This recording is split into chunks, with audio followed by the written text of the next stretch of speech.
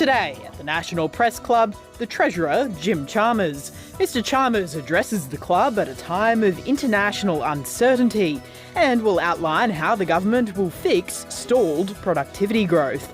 Treasurer Jim Chalmers with today's National Press Club address.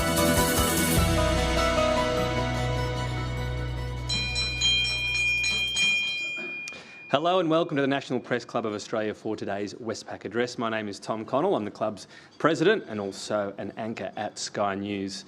Now, I know the discussion in Australia now, at least the economic discussion, is all about productivity. How can we improve it? And I just thought, what can I do, as an Australian? How can I play my part? So to make myself more productive today, I got on with the rest of my job this morning and I outsourced my introduction to AI.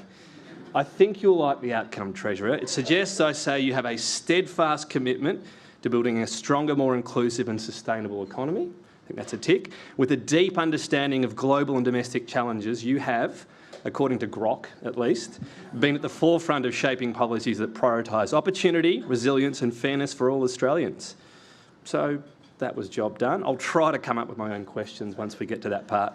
For those of you watching at home, you can join the conversation on X, where Grok is, of course, where our handle is @PressClubAust, or you can use the hashtag NPC. Ladies and gentlemen, please welcome the Treasurer, Jim Chalmers.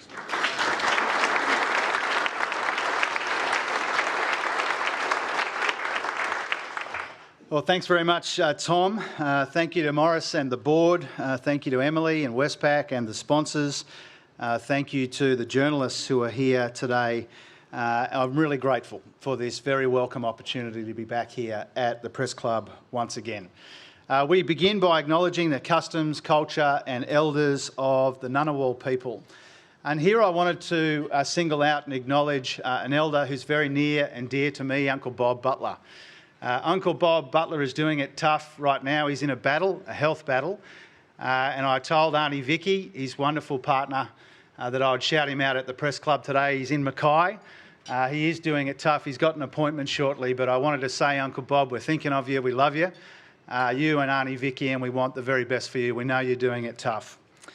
And I wanted to also acknowledge from the outset the colleagues who have joined us here today, Tim Ayres, Katie Gallagher, Claire O'Neill, Jess Walsh, Daniel Molino and Andrew Lee. I consider myself incredibly fortunate to be able to work with colleagues of that character and that calibre, and I'm very grateful that they're here today with us. I also wanted to shout out, as Morris did before the broadcast began, Jenny Wilkinson, the new Secretary of the Treasury, her predecessor, or one of her predecessors, Ken Henry, and also Danielle Wood, the Chair of the Productivity Commission. And I wanted to say that it is a source of considerable pride in our government that we have women leading the Reserve Bank, the Productivity Commission, the Treasury, in each of those cases for the first time in the history of those economic institutions. So I wondered if you wouldn't mind putting your hands together for Jenny, Danielle, Michelle, Gina, and the progress that we've made together. I wanted to acknowledge and thank all of you who are here. A lot of people, a lot of familiar faces. I see Brand Black over there from the BCA and others. I want to thank all of you for being here today, but I especially wanted to single out and thank everyone who is backing up here again today from Anthony's speech from this lectern just last week. And I begin there because I wanted to acknowledge that to hear from a Prime Minister and a Treasurer within 8 days of each other at the same forum is unusual, but I wanted to tell you why it's deliberate.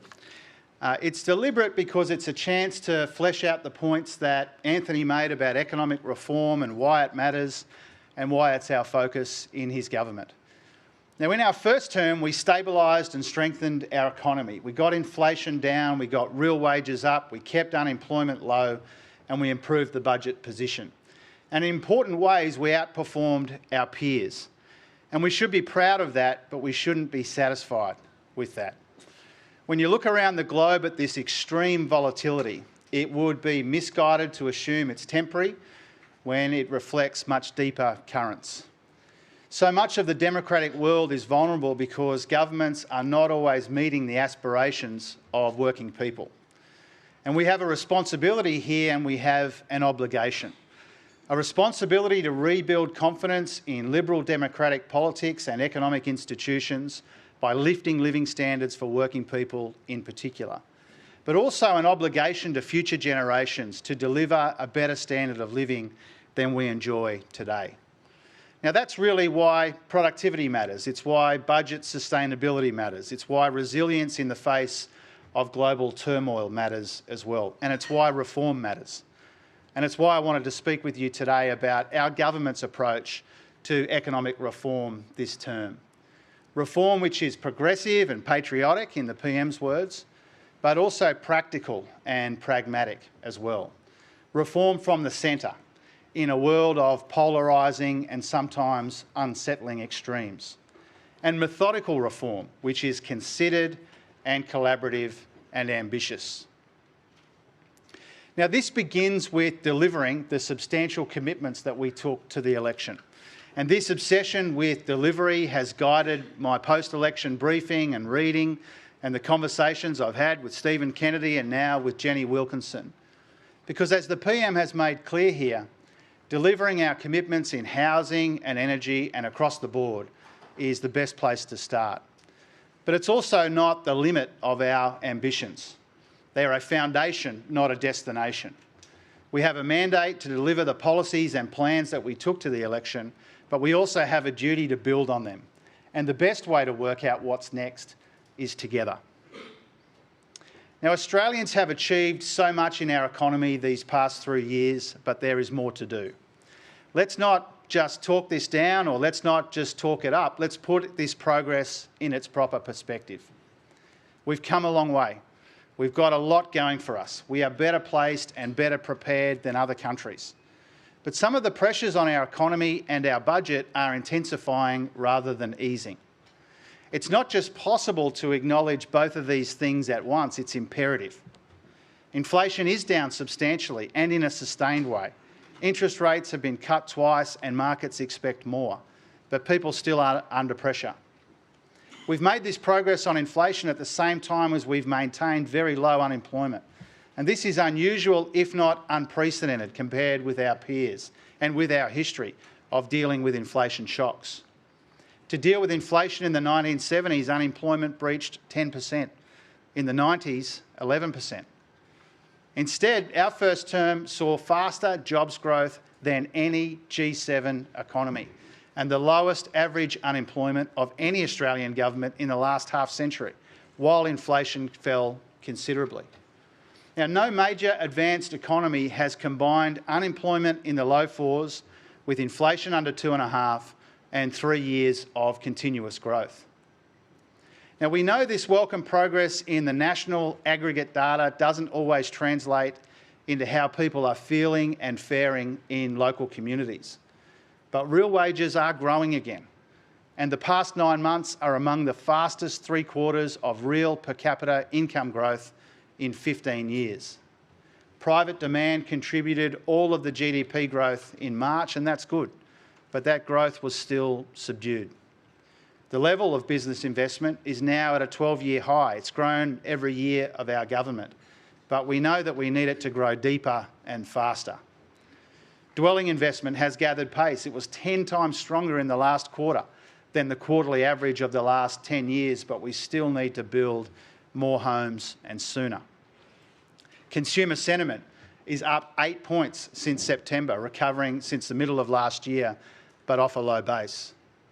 We delivered the first 2 surpluses in almost 2 decades. We found $100 billion in savings. I pay tribute to Katie for that. We engineered the biggest nominal improvement in a budget in a parliamentary term. We took meaningful action on structural pressures, but the job's not finished there. That work is ongoing. Now, all of this progress we've made is not accidental, it's deliberate, but it's also gradual. Responsible economic management has played a role, cutting taxes, boosting wages and restoring real incomes, repairing the budget and fighting inflation. We have made the right calls in our economy, but there is more to do. To deliver higher living standards for our people, we recognise 3 blunt truths.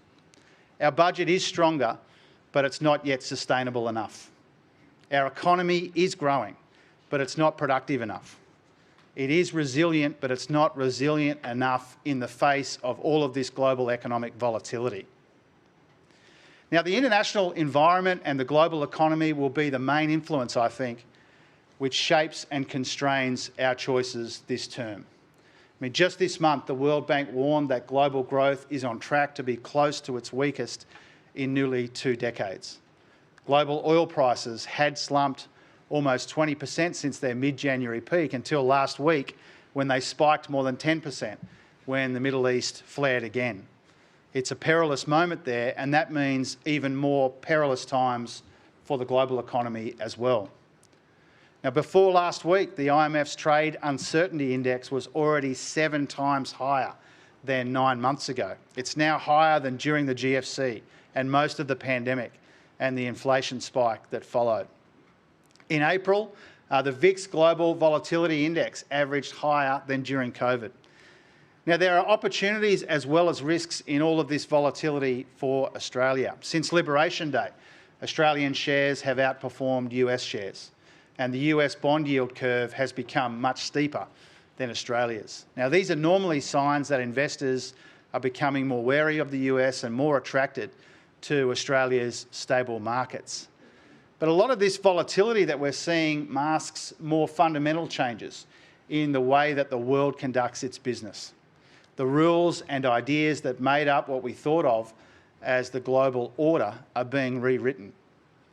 Now, this is now the 4th economic shock in less than 2 decades, a near permanent state of upheaval, where shifts in energy, industry, demography and technology shape the bigger backdrop. Now, in this world of churn and change, we like our chances, but only if we make our economy more resilient, by securing capital and shoring up supply chains, by building more partnerships in our region and diversifying our trade, modernising our economy and maximising our advantages. Now, the best defence against global volatility and the best way to lift living standards is with a more productive economy, a stronger budget and more resilience. It's why I'm going to organise this term, my time and our team, consistent with these 3 highest priorities. It's why in the aftermath of the election, the PM and I discussed and agreed the economic roundtable that I'm convening in August. And that's not to retract or retrace the steps that we took in the first term, but to renew and refresh our reform efforts. And it's not because we won a surprisingly big majority. It's because we have a big opportunity and because we embrace this big responsibility. Now, productivity here is our primary focus. And too often it's seen as a cold, almost soulless concept, when it's really the best way of making people better off over time, creating more opportunities, making our economy and our society more dynamic. Now, by now, our shortage of productivity growth is well known and I think broadly understood. Almost every comparable country has the same challenge. Our own productivity problem hasn't been with us for a couple of years, it's been with us for a couple of decades. In the 10 years before the pandemic, productivity grew only half as fast as it had 2 decades earlier.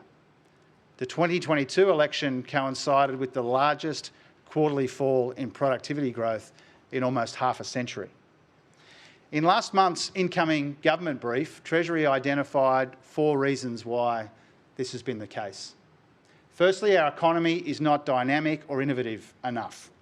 Secondly, private investment has picked up, but not by enough to make our capital deep enough. Thirdly, skills aren't abundant enough or matched well enough to the needs of business and industry. And finally, our changing industrial base and the growth in services in particular, where productivity is harder to find and where traditional measures don't always account well for the quality that we're seeking to deliver in services. Now, this was one reason why Treasury reduced its long-run annual productivity growth assumption by a fifth in 2022, in line with the 20-year average at the time. Now, today's 20-year average is closer to 0.8%, which partly reflects the end of the COVID productivity bubble and the recent strength in jobs growth as well. There are other sectoral challenges as well, including in construction. Compared to 30 years ago, half as many homes are built per hour and construction times have increased. Claire O'Neill and I have had a number of discussions about that in the last couple of weeks. Now, the solution to these challenges is not to torch workers' rights and benefits.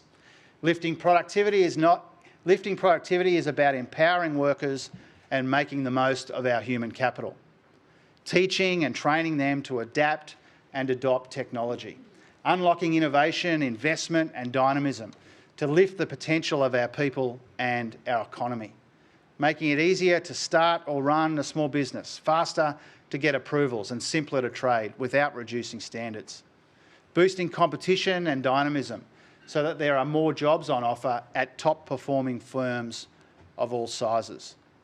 Now, there's a role for government in getting the settings right, getting regulation right, targeted interventions in key areas like the energy transformation and housing.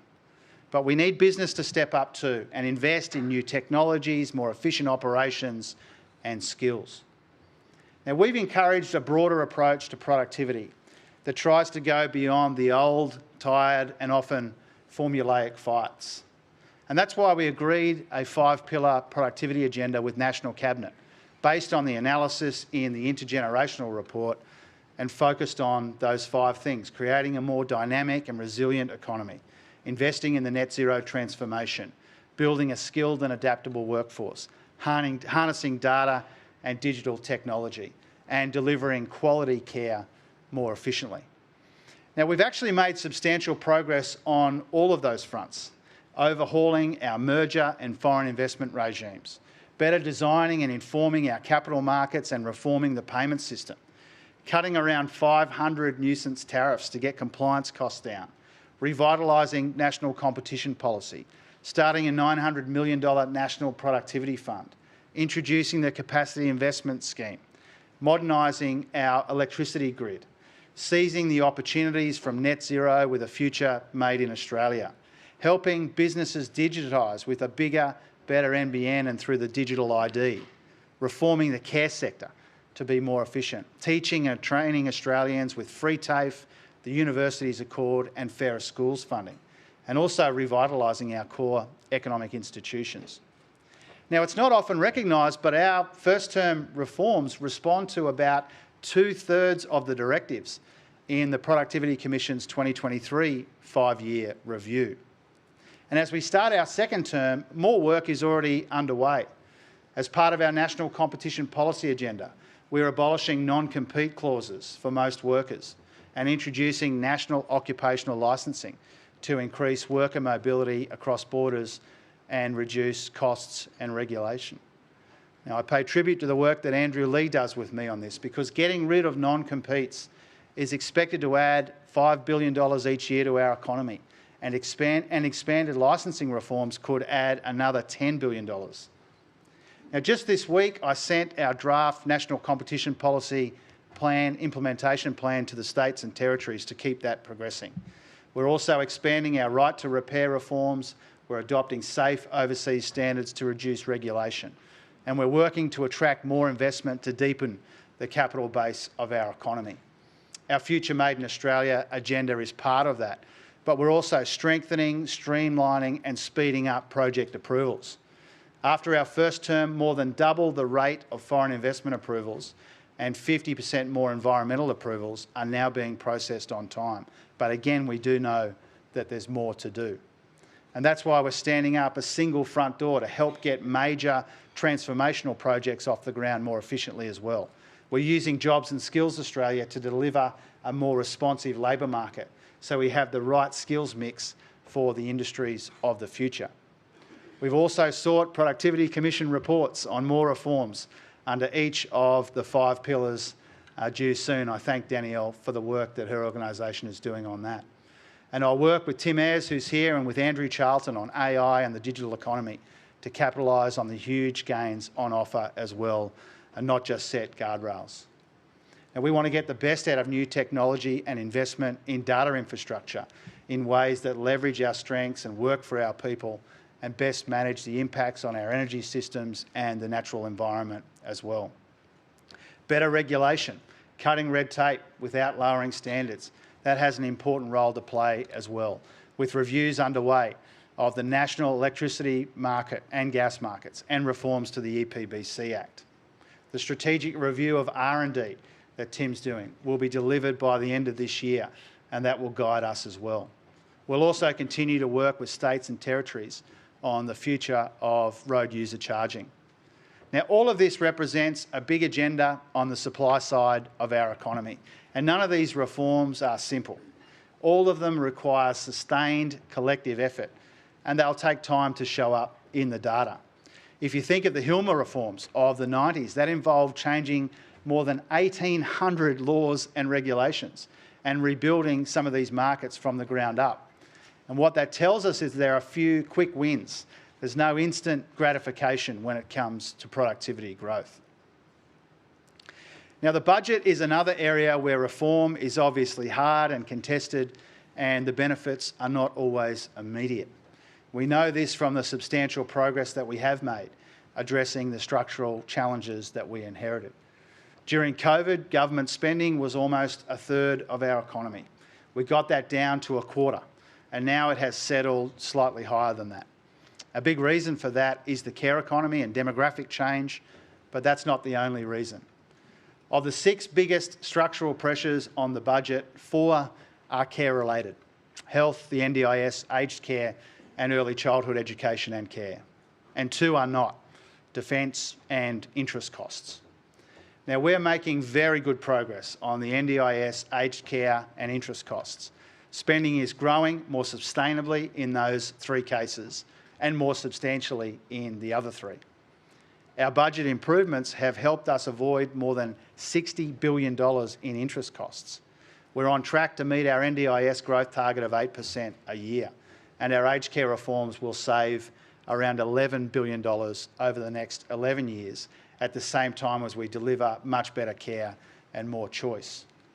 Now, there's a productivity dividend from making our budget more sustainable as well. Fiscal stability and regulatory certainty give businesses the confidence and clarity that they need to invest. And this relies on sustainable revenue to fund our priorities at the same time as we recognise that our revenue base is evolving. Now, tax to GDP is lower now than under Howard and Costello, much lower than the old cap that you hear about from time to time, and around 2 to 3 percentage points lower than spending. At the same time, our population is getting older, which means more retirees and proportionately fewer working-age Australians. The global net zero transition will also reshape our revenue from resources. Now, this evolution in our revenue base is one of the reasons tax reform is so crucial to budget sustainability, on top of restraining spending, finding savings, and working on longer-term spending pressures. But tax reform is bigger than just managing the difficult balance between spending and collecting. It's also about lifting productivity. It's about encouraging investment, lowering the personal tax burden, and increasing the rewards from work. It's about creating a more sustainable and simpler system to fund our vital services. And it's also about improving intergenerational equity. Now, tax reform in our first term was methodical and it was sequenced, but it was still substantial. Personal income tax reform to cut rates and lift thresholds, return bracket creep, and incentivise participation.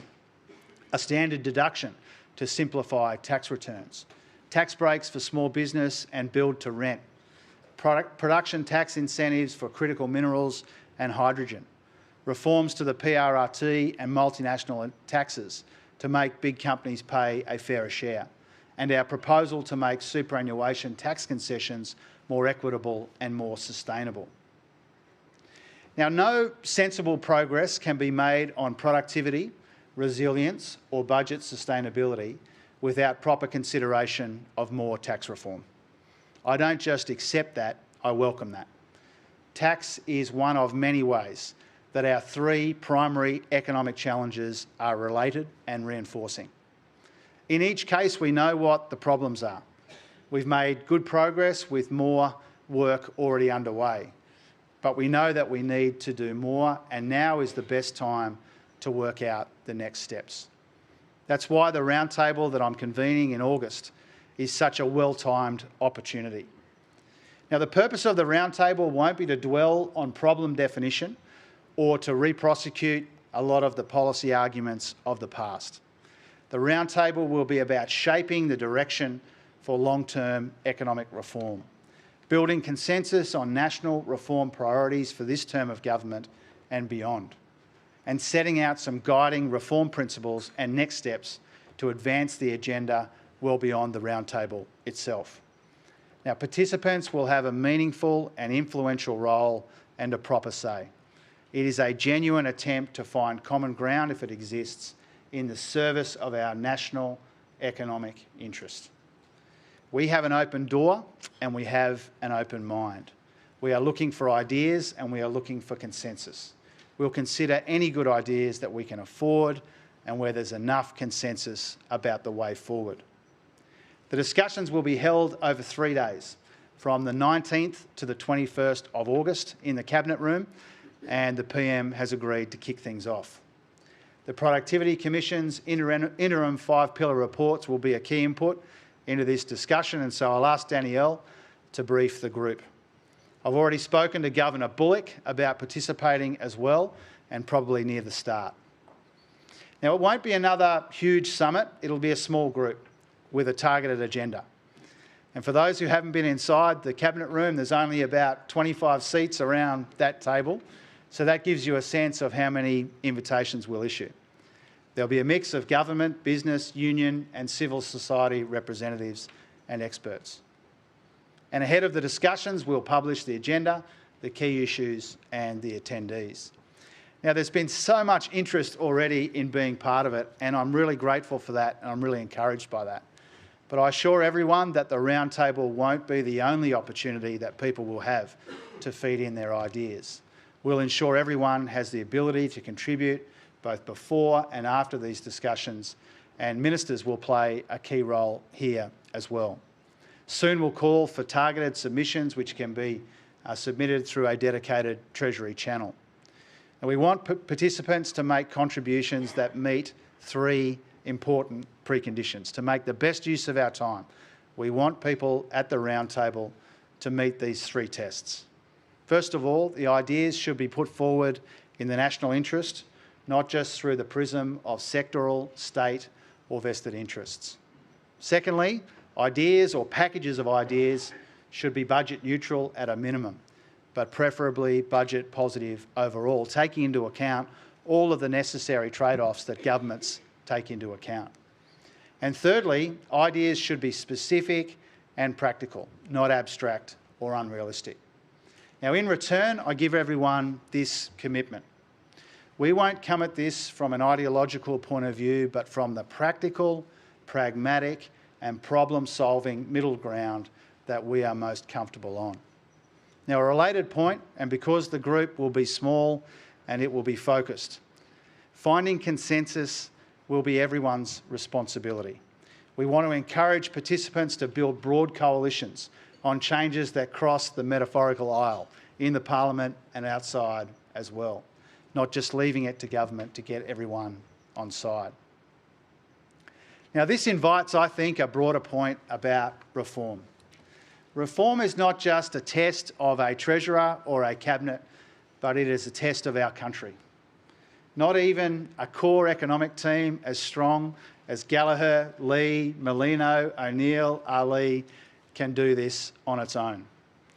It's why I secured Cabinet support on Monday to embed productivity at the very core of our government's second term. We agreed together a bigger focus on productivity at the Expenditure Review Committee and with our work with the states.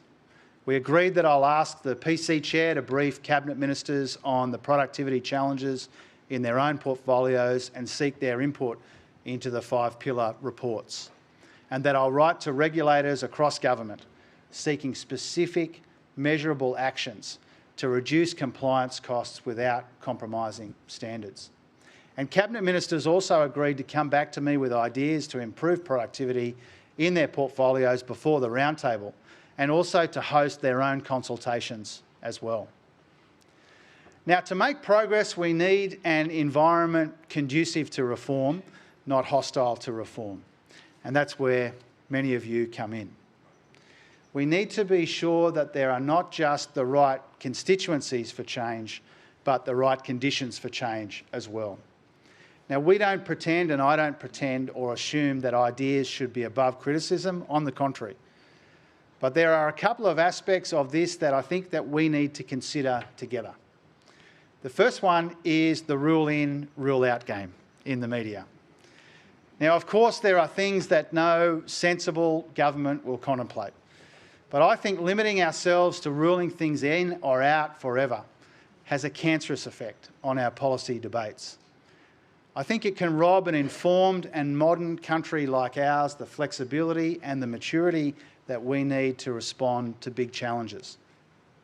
I think a related problem is that too often the loudest calls for economic reform in the abstract come from the noisiest opponents of actual reform in the specific.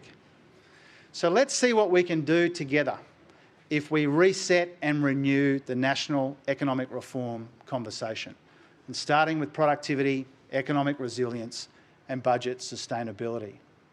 Now, our existing agenda is already broad and ambitious, and we have lots underway already. But we can do more, and we owe it to people to see if and where there's the appetite to do more. So let's see what we can achieve together if we dial up the ambition a bit and dial down the rancour a bit as well. And if we fail at this, it won't be because of a shortage of ideas or options or choices. It won't be because of a shortage of courage. It will be because of a shortage of consensus. We have everything that we need except that. But the stakes are too high in our economy. The opportunity is too substantial for Australia to waste this term or to waste our time. So thank you, and I look forward to your questions.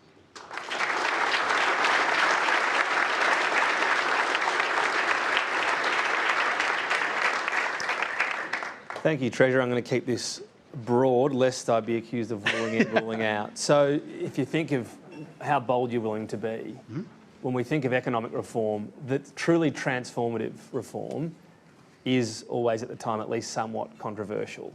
If you think of floating the dollar in the Accord, if you think of the GST, are you thinking of that level of boldness when you're talking about the reform the economy needs around whether it be productivity or tax or whatever it might be? Yeah. There's an appetite to be bold and ambitious. What I tried to do in my contribution before is to run through all of the ways that we feel there is already an ambitious productivity agenda underway. We've already made a lot of progress on the budget. We've made progress in making our economy more resilient. But this is all about testing the country's reform appetite. And I don't see it in personal terms, but I am personally willing to grasp the nettle, to use an old saying. I am prepared to do my bit. The government is prepared to do its bit. And what we'll find out in the course of the next few months is whether everyone is prepared to do their bit as well. Well, I've started efficiently. One question and done. We'll see if my colleagues can follow. We've got a long batting order. Tom Crowley from the ABC's first. Thanks, Treasurer. Tom Crowley from the ABC. Thank you for your speech. And I'll also ask about tax reform and try to avoid the rule-in, rule-out game. I appreciate it, Tom. Thank you. There is a tension there between ambition and consensus. It goes to the question that Tom's asking, and consensus is a comforting word for politicians, but maybe one that makes economists a bit wary, because the truth is, as well as constituencies for change in the media and among experts, it's just a reality that if you want to reduce the reliance on income tax and at the same time you want to be budget neutral or positive, you're going to have to increase the reliance on some other type of tax, and you create losers in the tax system, losers in the electorate. Do you see that this election gives you the political space to create losers and make an argument to them, even if perhaps you lose their votes, about why they should pay more to repair the budget? Yeah, thanks, Tom. A couple of, I think, important things about that.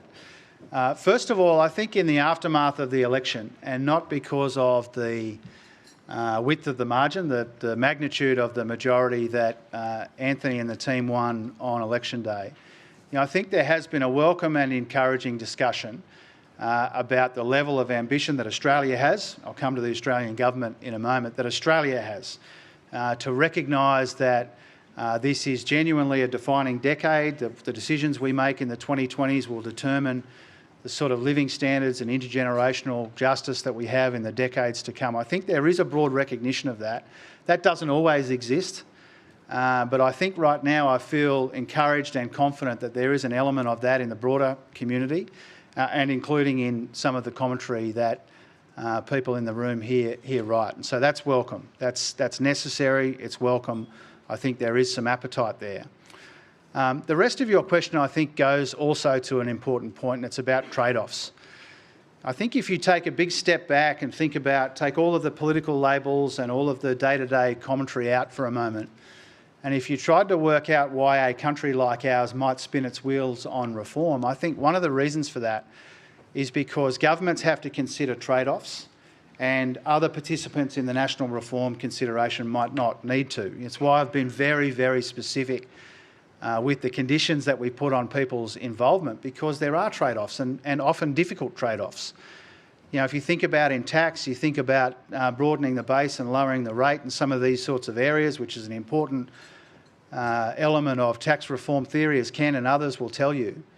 There are always difficult trade-offs associated with that. And so what we're trying to do with this roundtable, but more broadly as well, even absent the roundtable, is to be upfront with all of you and the country beyond about the trade-offs, to recognise that the easiest thing in the world is for people to come to us and say, we want you to dramatically cut the taxes in our part of the economy and spend dramatically more on our industry, without recognising that there are necessary trade-offs associated with that. So let's see how far we can go together, recognising those trade-offs, having an appropriate high level of ambition, being upfront with people along the way and explaining why those trade-offs are important and why they might be necessary. Peter Hobson from Reuters. Thanks, Treasurer. I've got a question on housing. So Ezra Klein and Derek Thompson's book, Abundance, has been doing the rounds, and it argues that regulatory barriers... We should be on a commission with these guys. Regulatory barriers and bureaucratic inertia are stifling the construction of new housing. And you want to build 1.2 million new homes by 2029. So how many have you built so far? And to achieve the goal, don't you have to be more radical? Are you considering bigger changes to regulation, perhaps stripping more power from local authorities, or bigger incentives from federal government? Look, even if Claire O'Neill wasn't in the room, I'd be careful not to front-run the sorts of things that she would be considering, but I know that Claire won't mind me saying that probably the most numerous conversations I've had in the last 6 weeks have been with Claire about housing, because we recognise that we need to build more homes sooner. We've got tens of billions of dollars of Commonwealth investment. The states and local governments are very focused on the challenge.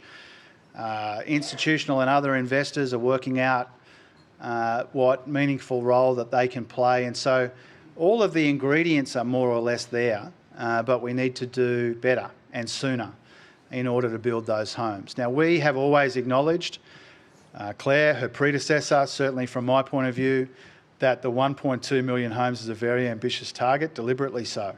And it will be hard to get there, but it's not impossible to get there. But everyone needs to do their bit. And I know that Claire is thinking about what else might be necessary in order for us to build the homes that our country desperately needs. Matthew Cranston from The Australian. I didn't get a little nod from Claire at the end there, so I'm worried that I didn't nail it. Treasurer... Claire will be available for a press conference immediately following the... We can give her a question if you want. Treasurer, in your first term, you had a desire for low inflation, and you pretty much got that. Productivity is a lot harder, and you've outlined very clearly, very transparently, that tax reform will be a big part of productivity. I wonder, does that mean, and you've said also today you welcome it and expect it, does that mean you're pressing the pause button at the moment on tax reform ideas such as unrealised capital gains tax? And do you think that this could open up a bigger conversation on tax reform that will help repair the relationship between tax, productivity, and what you say, unsustainable budget deficit? Well, first of all, we're not changing the policies we took to the election. You know, we got a mandate for that change that you mentioned and that you write about most days. What we're looking for here is an opportunity to build on the progress that we've made, including in the economy, as you point out. We're looking for not opportunities to go back on the things that we have got a mandate for.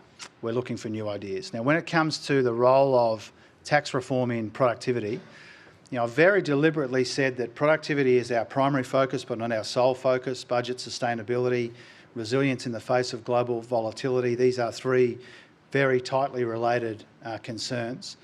And tax reform is important to budget sustainability, but also to productivity. And so we do see those things as related. We're delighted with the progress that we've made collectively on inflation. We do agree and accept your analysis that says productivity can be harder and less instant in the progress that we make, and tax has got a role to play there. Now, I think it would be unusual if I said to the country, we're going to have this big national reform conversation about productivity, sustainability and resilience, but nobody's allowed to talk about tax. That would be strange, and it wouldn't be especially helpful to us. And so I anticipate, I welcome the fact that people will come to the roundtable. Outside the roundtable, people will pitch up ideas about tax.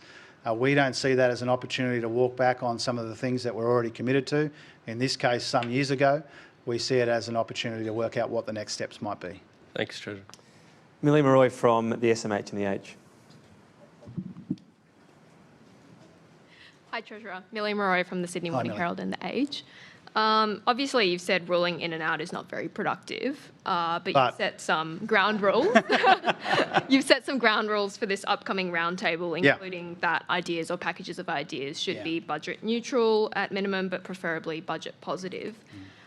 Would you be open to ideas that cost the budget in the short term, especially if they're expected to improve growth and revenue in the medium or longer term?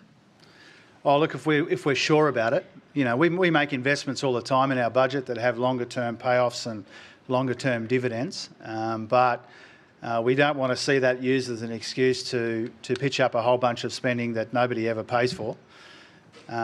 Really, and the thing that invites your good question, Millie, with Tom's at the start is, you know, and encourage, there'll be people in this room who'll be at the roundtable, there'll be people in this room who will pitch up ideas before, during and after the roundtable. Really, we're just trying to respectfully encourage people to try and engage in the kind of work that we engage in around the Cabinet table, at the Expenditure Review Committee and the broader Cabinet as well, which is to understand that there are a lot of great ideas, often expensive ideas, and we have to make it all add up. And so the only way this is going to work is if everybody understands that. You know, not if it's just left to Katie and I or the ERC or the Cabinet to engage in all of those trade-offs. I want everyone engaged in that. And inevitably there will be a case made in some instances, and sometimes it will be a compelling case, that investment up front will deliver a longer-term dividend. But that doesn't excuse us or extract us from some of these longer-term structural budget pressures that we're trying to deal with. The small room you alluded to, does that mean no room for the opposition? We're finalising the invitation list. I say that very genuinely. We've done a bit of work on that, but we haven't finished the work on that. I've been a little surprised, to be honest, to hear you know, that there's been some interest from the opposition in some quarters. You know, sometimes you catch a part of an interview where people are running down the idea of a roundtable. Other times you hear people saying that they'd like to be constructive. I hope it's the latter. There will be opportunities for the opposition to be constructive, whether they're inside the room or not inside the room.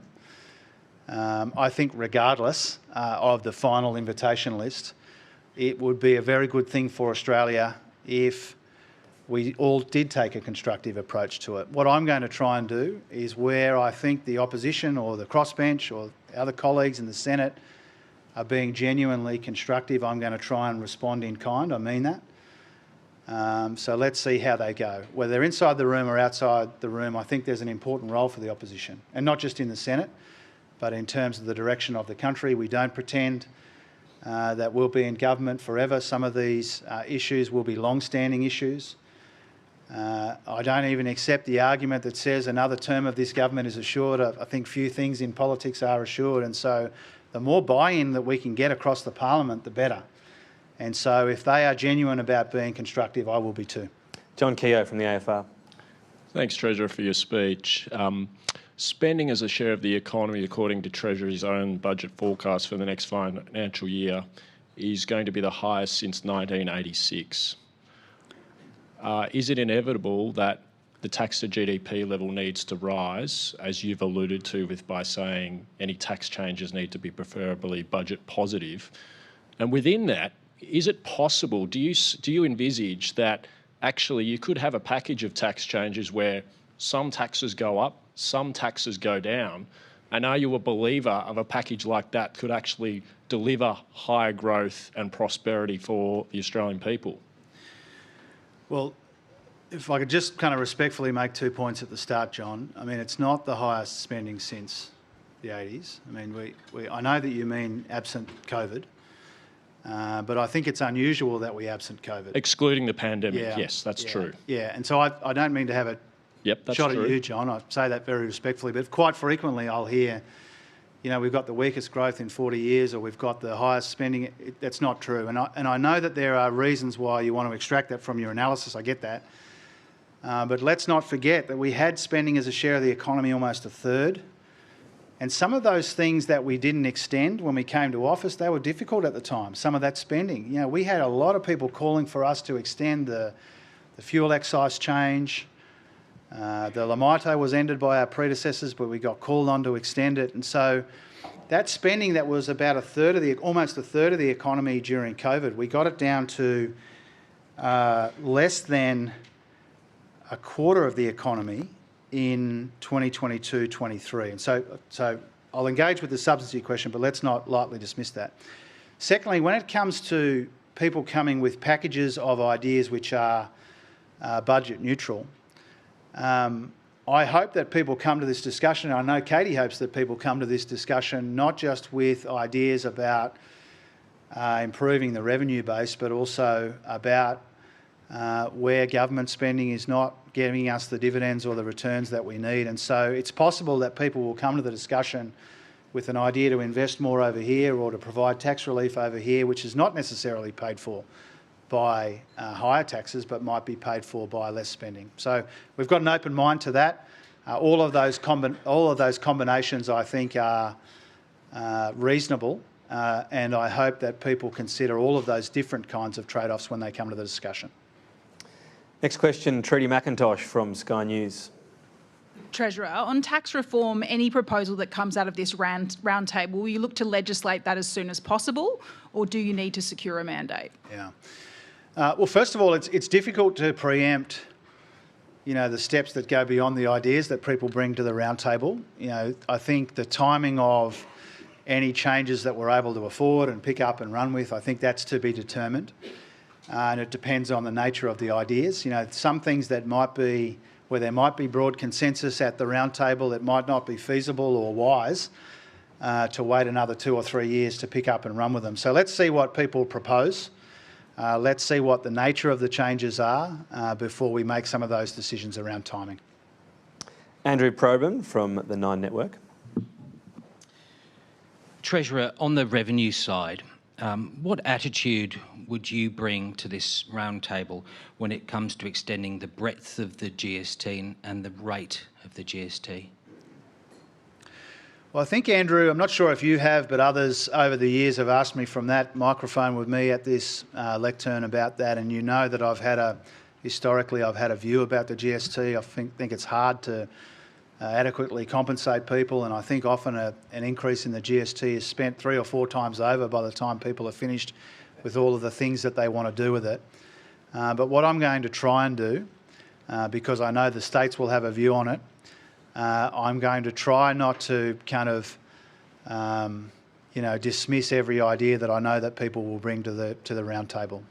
I suspect the states will have a view about the GST. It's not a view that I've been attracted to historically, but I'm going to try not to get in the process of shooting ideas between now and the roundtable. But when you consider that some of the carve-outs were from 25 years ago and a political deal between John Howard's government and the Democrats, isn't that something to at least consider?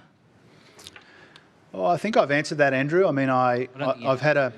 Well, my view hasn't changed on all of the other times that I've been asked it, but I think one of the ways I'm going to be inclusive and respectful in the lead up to this roundtable is I suspect people will raise that question. So you're not ruling it out? I haven't. I haven't changed my view on it. And again, it's a nice little cheeky attempt to get a rule in, rule out in. Well, it sounded to me like you were ruling it out. Well, I'm just reminding you of all of the other times you've asked me this question and what I've said. I'm not walking away from those views. I think the best way to think about this roundtable is that we're not using it because we've got a predetermined view that we want to change. We genuinely want to hear people's ideas. I suspect people, particularly people who represent the interests of the states, might raise this with us. I want to be respectful about that, but my view personally hasn't changed. Next question, Patrick Commons from Guardian Australia. Hi, Treasurer. Hi, Patrick. You talked about the changing tax base, the structural changes to the tax base, and you also said that the net zero transition will reshape our revenue from resources. Is part of that a recognition that the next time we have the next resource export boom, maybe critical minerals, that we need to do better to capture more of the value of our natural minerals when we're designing tax policy around that? Look, first of all, I think it's self-evident that as the world's appetite for different kinds of resources changes over the decades, then our offering to the world will change as well. I know that the resources sector sees things in similar ways, and I don't think that's especially controversial. What we've focused on, as you know, when it comes to resources, the changes that we brokered on the PRRT, so that there's billions of dollars paid sooner to help fund our other priorities. It may be that people bring those sorts of ideas to the roundtable, a bit like the question that Andrew asked before you. I don't really want to get into sort of indicating or announcing government policy or rejecting ideas that people might put forward to us.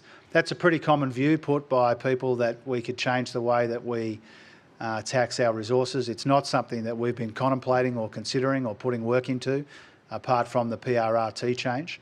But I suspect people will have views about that in the coming months and years. Nicholas Smith from The Nightly. Thanks for your address, Treasurer. My question is on economic resilience and security. The Independent Intelligence Review earlier this year recommended that the Treasury lead its own review of the structure and effectiveness of economic security functions across government, and for a distinct economic security unit to be set up in Treasury, including secondees from national intelligence agencies. What are your plans for these recommendations in the second term? And related to that, given the level of concern about the economic fallout from the Middle East crisis, is the Treasury modelling the possible economic impact of conflict or blockades closer to home, including in the Taiwan Strait or South China Sea? Right. And what are you doing now to build resilience in supply chains? Yeah. Thanks, Nicola. There's a lot in your question. I'll try and be efficient with it. First of all, on the structural changes proposed in the intelligence review, I thank Richard and Heather for the characteristically insightful work that they put into that. We've been discussing it over recent months to work out the best institutional arrangements which recognise that the national security interests and our economic security interests, which have always been linked, they're now sort of more closely intertwined than ever. And we want our systems of advice, we want our institutional arrangements to reflect that. I'm not here to say that we've finalised the work that we might have to do in Treasury under Jenny's new leadership, new management, to give effect to some of those recommendations, but it is an ongoing conversation. We are taking the recommendations seriously. And we have a very, very high regard for our agencies and our other institutions involved in national security. And because of the quality of their work, quality of the Treasury's work, I'm briefed fairly regularly, well, at the moment daily, on the economic implications of what we're seeing in the Middle East. And obviously, sea lanes are very important to those considerations, the oil price, very important to those considerations. I'm briefed daily on that. Some of the broader strategic considerations, the risk of conflict in our own region closer to home, that's really a central feature of so much of the advice that I get, or so much of the thinking that we do when it comes to our resilience agenda. I think there are good reasons not to go into a lot of detail about that advice that I receive and the thinking that we do, but to assure you that it's substantial, it's high quality, it's across government, and it recognises that a big part of our economic challenges right now are security related. Thank you. You want to make the budget sustainable enough. Is that possible to do whilst increasing defence spending to, I don't know, 3.5%? Yeah, what I tried to say with those 6 major structural budget pressures is that there are good reasons in health and hospitals, for example, defence, for example, early childhood education and care, where we are increasing our spending in those areas for good reasons. They are very, very worthy investments that we're making, and it forces us, encourages us to make room elsewhere in the budget. So I'm an enthusiastic supporter of more defence spending. I don't want to speak for all of the other colleagues, but the government is as one when it comes to increasing defence spending, an extra almost $11 billion over the forward estimates, almost $58 billion extra over the 10-year medium-term projections. So we're making new, substantial and much bigger investments in defence, and that's a good thing. It does put structural pressure on the budget. It does mean that we have to find room in other areas, but it's not unique. We have to find room for early childhood, we have to find room for defence, we have to find room for health and hospitals. We've made good progress on interest costs, aged care and the NDIS. But Katie and I have never seen this work that we do with other ministers on structural pressures as a kind of a one and done. It's ongoing. I mean, there probably wouldn't be a day Katie and I don't have a discussion with one or another colleague out of those 6 main areas where the structural pressures are most acute, where we're trying to work out how can we get maximum value for money and make sure that we are satisfying our strategic purposes and our purposes elsewhere in our economy and in our society in a way that we can afford. Tim Lester from the 7 Network. Treasurer, just to pick up on your comments there, you're quite blunt about strategic threats, acknowledging a more dangerous world and more perilous times for the global economy arising out of the Middle East. Though on saying that your government is increasing the budget for defence, do you believe that the track to roughly 2.3% of GDP by the early mid-2030s is still fit for purpose in the current environment? And if you do believe that, what are you saying about the United States demand for 3.5%? Surely that is stupid if you hold to the current budget. I'd say, Tim, that to go from 2% of the economy to 2.3% of the economy by the early 2030s represents a very substantial increase in our budget for defence spending. I try and read as much as I can of all of the commentary about national security and defence funding, and I think that's one of the things that's often missed, is that we're already making what would be seen in any other time to be a really substantial increase in investment in defence. I do that enthusiastically. I understand the risks and the threats. I think it's a really important, warranted thing that we are doing as a government, and it's substantial. Now, of course, our partners would like us to spend more on defence. It's not unusual. Even people I have a lot of time for, the whole time I've known Kim Beazley, decades now, he said that we should spend more on defence. And so it's not uncommon or unusual for there to be a constituency for more defence spending. It's not unusual for there to be a constituency for less defence spending at the same time. Now, when it comes to our American partners, Again, that's the message they're taking to all of their friends in the world, not just us. You know, they're saying that in Europe, they're saying that in our own region, they're saying that in our instance as well. I think over the life of the next 10 years, it may be that governments, and not necessarily just of our political persuasion, it may be that governments make different decisions about defence spending, but let's not dismiss the very substantial increase that we're already making. Katina Curtis from the West Australian. Thanks, Treasurer. Just picking up on that defence theme, what you said just before about getting maximum value for money and at the start of your speech about your obsession with delivery. If there's a submission comes to the NSC later this year that says, for example, we want to buy these frigates, we can get them for cheaper and faster if we buy ones sort of off the shelf being made overseas, or we can get them a bit more expensive, take a bit longer if we build them in Australia. What is your thinking in approaching those kind of trade-offs as you've talked about, and how much perhaps has this been shaped by previous discussions with Stephen Kennedy? Yeah. Well, first of all, I mean, I try and avoid hypotheticals at the best of times, but I think especially when it's about defence spending and national security and issues which are obviously very sensitive. I think more broadly, what the government has shown a willingness to do and an ability to do is to engage in some of those difficult decisions about sequencing. You know, I pay tribute to Richard Marles for the way that he's come to us collectively, and Pat Conroy as well, to make sure that we can sequence this defence spend in a way where we do get maximum value. You know, Richard does way more work at that than I think he is acknowledged for, and I acknowledge him for that. Katie and I work with him very closely on that, and with Pat Conroy as well. So I'd say that about that, and I forget the last part of your question, Katina, you might need to repeat it. Just how is your thinking being shaped? Oh, yeah. Well, Stephen's an influential fella, and I've loved working with him, and I'm excited about working with Jenny, and we get the best of all worlds. Because Stephen and Jenny, their colleagues, they think deeply about the economy, but also about the national security environment. It's no coincidence that, you know, I've tried to tell you that the next 3 years of my life are going to be about three things: productivity, budget sustainability, and resilience in the face of global uncertainty. Not every treasurer over recent decades would have put something which has a national security element to it on their list of three highest priorities. I think that reflects the world that we're in.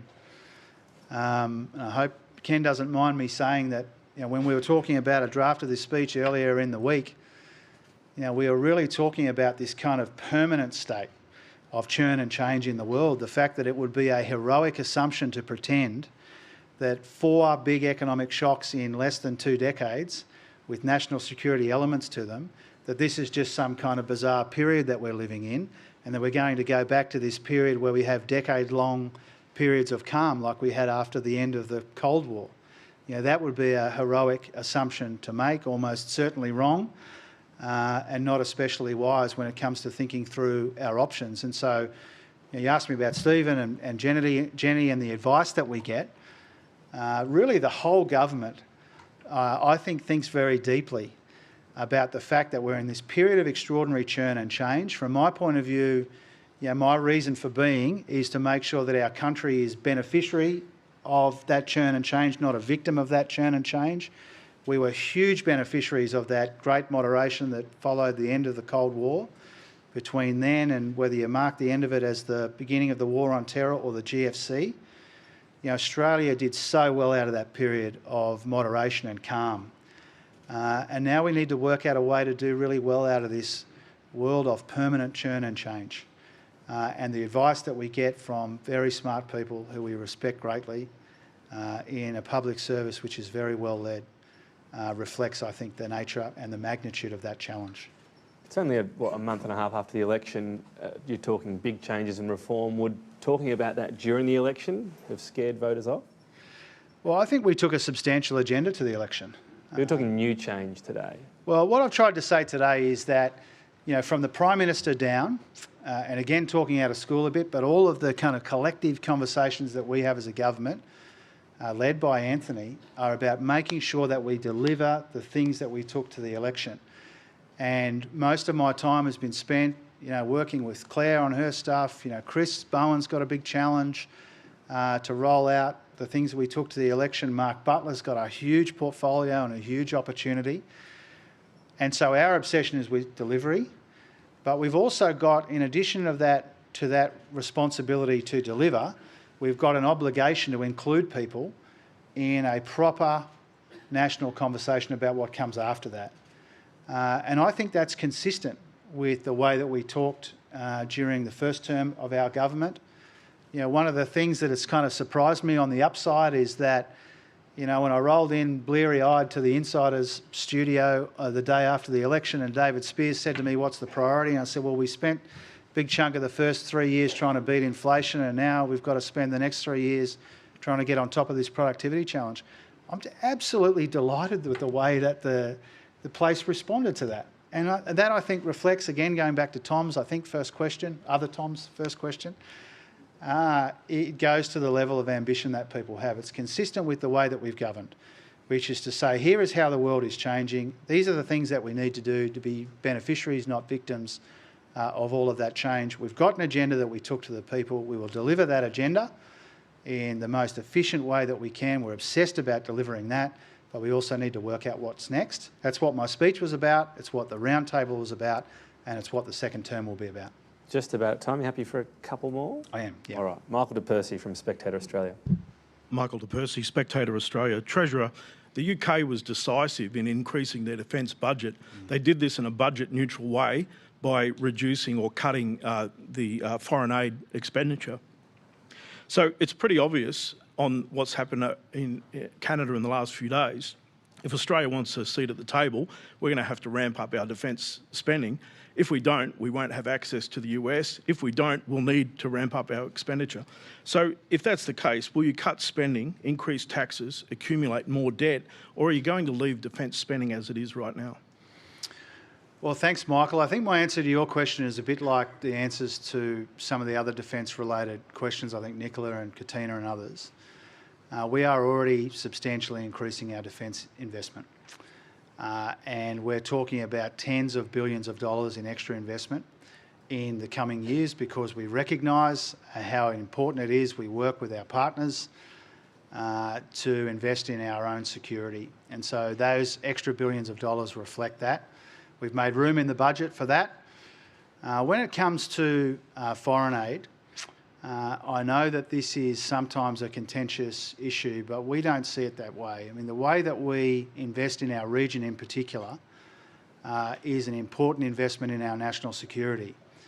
And I think in some ways it would be to cut off our nose to spite our face if we were to go after aid funding in the interest of making ourselves more secure. I think the outcome of that would be we would be less secure. And so I have always been within reason. My colleagues can back me up, an enthusiastic supporter of investment in our region, particularly our Pacific neighbourhood, because if you genuinely understand the risks in the 2020s and the 2030s, a lot of those risks can be best addressed by genuine engagement, and the aid budget's part of that. Final question, Jacob Steinman from AAP. G'day, Treasurer. My question is about the carbon tax, but not whether you're going to rule it in or out. You had a front row seat the last time Labor tried to implement it, and my question is, what have you learned from that experience about how to implement contentious tax reform and to make it stick?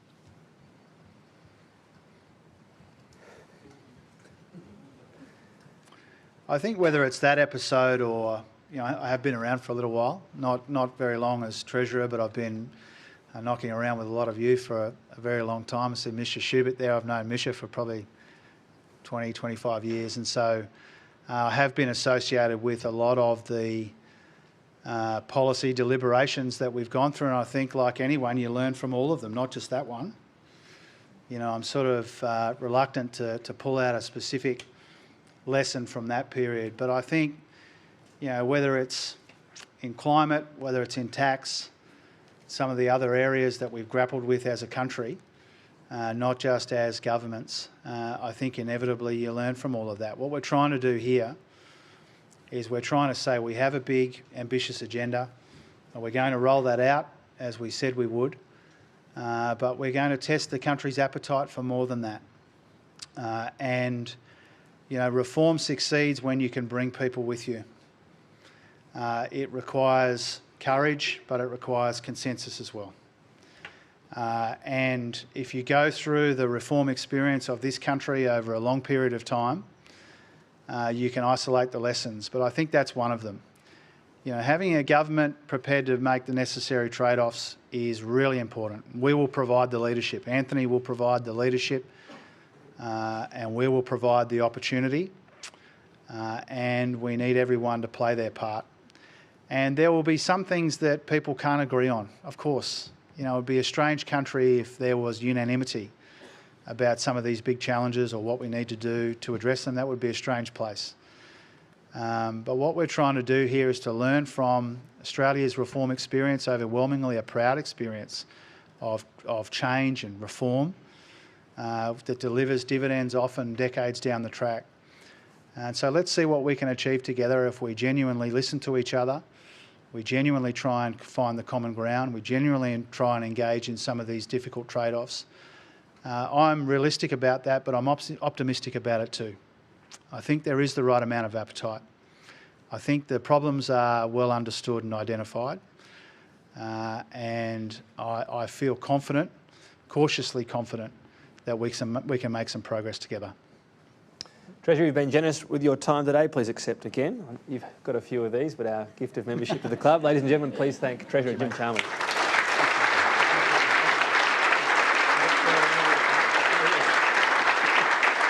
Thank you.